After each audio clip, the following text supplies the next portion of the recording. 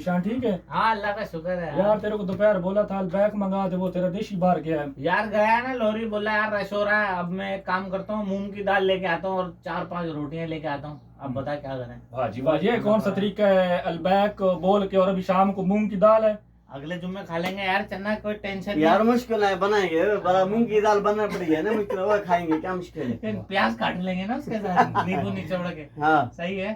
सुभान क्या अल्लाह। कहता, अगले जुम्मे अलबैक पक्का। सही है। हाँ मेरी पक्का जान जी। टेंशन क्यों लेता तू यार। ये कौन सा तरीका है यार, मैं अबे अगले जुम्मे खाएंगे ना, खाएंगे अगले जुम्मे। सॉरी भाई यार, गलती हो गई यार, ये कौन सा तरीका है?